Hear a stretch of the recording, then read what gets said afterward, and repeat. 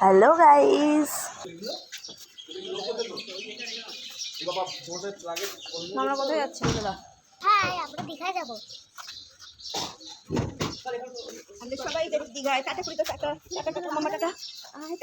আমরা বেরিয়ে পড়েছি দীঘার উদ্দেশ্যে। আমার কাকার ফ্যামিলি, আমার পিসির ফ্যামিলি আর আমরা। এখানে যেন মোহরই ছিল সব থেকে বেশি এক্সাইটেড।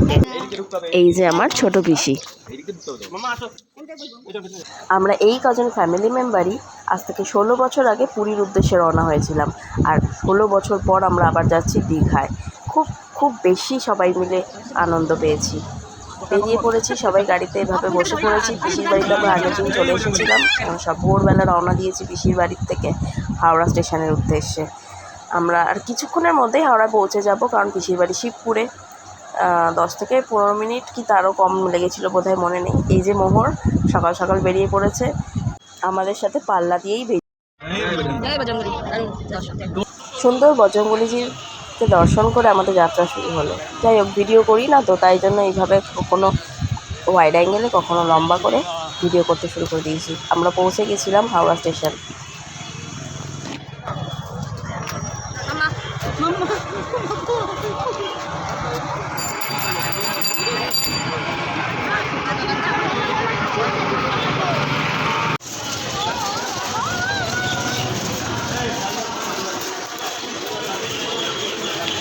এইদিকে পিসেমশাই ছোটদা আর আমি, তন্ময়, মা, ভাই আর 2 মেয়েকে নিয়ে এই যে ব্যাগ নেওয়ার হুড়হুড়ি লেগে গেছে। ওইদিকে আমার কাকা কাকিমা আর বোন এসে হাজির। এই যে বোন কাকিমা পিসেমশাইয়ের সাথে ইয়ার্কি করছে যে ওরা আগে পৌঁছে গেছে দূরে থেকেও, আর আমরা হাওড়া থেকেও এখানে দেরি করে এলাম। আর এই যে মোহর কাঁদতে শুরু করে দিয়েছে। মনিকে চেনে না, যথারীতি অচেনা মানুষ দেখে কান্না শুরু, মানুর কোলে ঝাঁপিয়ে চলে গেল। এখানে সবার মুখটা দেখতে পাচ্ছ, কি ভাবনায় পড়ে গেছে। আসলে কি হয়েছে, ট্রেন 1.5 ঘন্টা লেট। 1.5 ঘন্টা কী করবে, গরমে ঘেমে নিয়ে বাচ্চা নিয়ে সবাই নাজেহাল পরিস্থিতিতে তৈরি হয়েছিল। এই যে সবার মুখে হাসি ফুটেছে।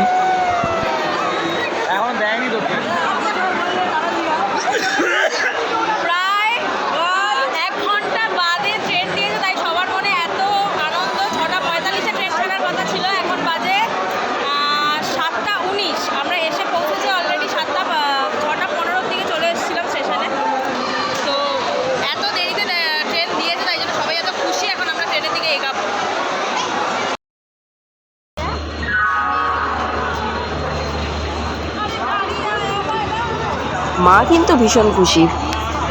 তা হবে না, মেয়ে জামাই নাতনিদেরকে নিয়ে এতদিন পর ঘুরতে যাচ্ছে, খুশি তো হওয়ারই কথা। আরে আরে আরে আরে ওই দিক দিয়ে দেখো দৌড় লাগিয়েছে। আরে বাবা, ট্রেন কিছুক্ষণ থাকবে রে বাবা, থাকবে। এতগুলো মানুষকে না নিয়ে যাবে কোথায়? অবশেষে আমরা আমাদের কোচের দিকে এসে হাজির।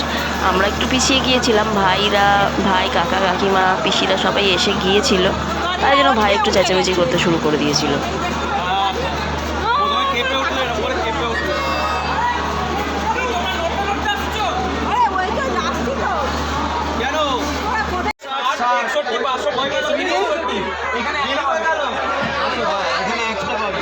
সবাই বাবা সুষ্ঠুভাবে ট্রেনে উঠে গিয়েছি। এবারে কিন্তু যে যার সিট খোঁজার পালা। ওদিকে সময় মতো ট্রেনটাও ছেড়ে দিয়েছে।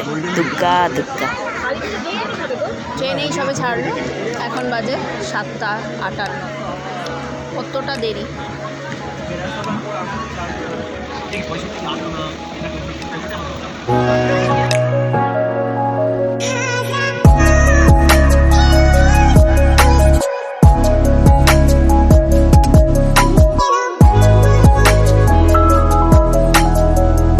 এখানে দেওয়া হোক মোহরের আপডেট। মোহর দিব্যি রয়েছে ট্রেনে, কোনো অসুবিধা করেনি আমার লক্ষ্মী বাচ্চা।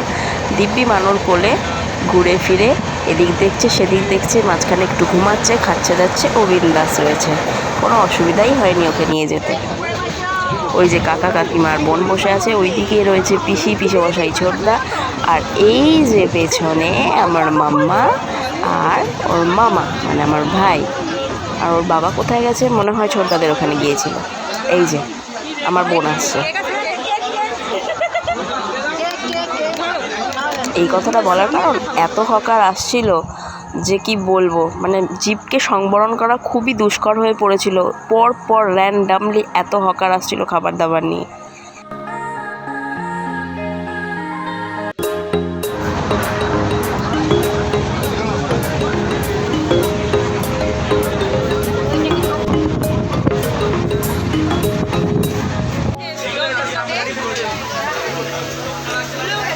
ট্রেনের চারপাশটা দেখে তো বোঝাই যাচ্ছে এবার নামার পালা। ট্রেন তার গন্তব্যে পৌঁছে গেছে ফাইনালি।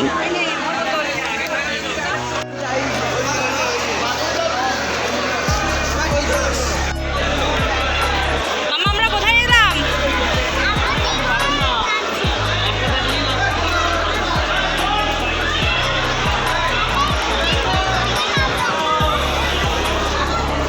আসো।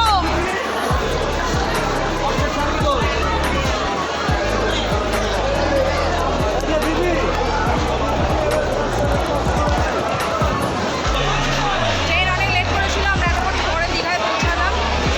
আমরা খুব এক্সাইটেড, আমরা বলো।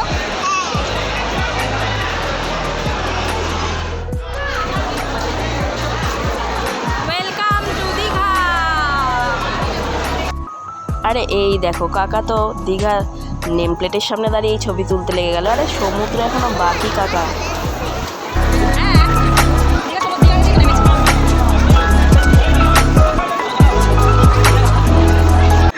16 বছর পর সকলে একসাথে ফাইনালি আমরা ঘুরতে চলে এলাম দীঘায়।